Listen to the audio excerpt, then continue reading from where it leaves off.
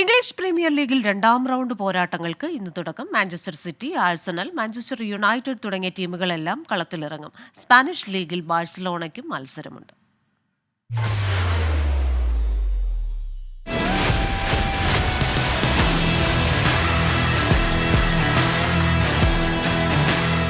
Premier ലീഗിൽ വിജയക്കുതിപ്പ് തുടരാൻ വമ്പന്മാർ. നിലവിലെ ചാമ്പ്യന്മാരായ മാഞ്ചസ്റ്റർ സിറ്റിയുടെ രണ്ടാം മത്സരത്തിലെ എതിരാളികൾ ഇപ്സ്വിച്ച് ടൗൺ.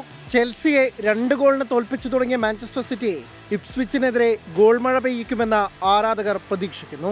രാത്രി 7:30 സിറ്റിയുടെ മൈതാനമായ ഇത്തിഹാദ് സ്റ്റേഡിയത്തിലാണ് മത്സരം. വൈകിട്ട് 5-ന് തുടങ്ങുന്ന മത്സരത്തിൽ മാഞ്ചസ്റ്റർ യുണൈറ്റഡിന്റെ എതിരാളികൾ ബ്രൈറ്റൺ. ഫുൾഹാമിനെ 1 ഗോളിന് മാത്രം മറികടന്ന യുണൈറ്റഡിന് എവർട്ടനെ 3 ഗോളിന് തകർത്തെത്തുന്ന ബ്രൈറ്റൺ കടുത്ത വെല്ലുവിളിയാകുമെന്നുറപ്പ്.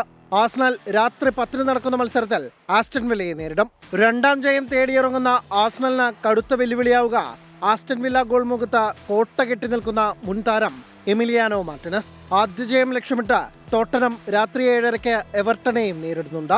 സ്പാനിഷ് ലീഗിൽ ബാഴ്സലോണയും രണ്ടാം ജയം മോഹിച്ചിറങ്ങും. രാത്രി 10:30 നടക്കുന്ന മത്സരത്തിൽ അത്ലറ്റിക് ക്ലബ്ബാണ് ബാഴ്സയുടെ എതിരാളികൾ. Sports desk 24.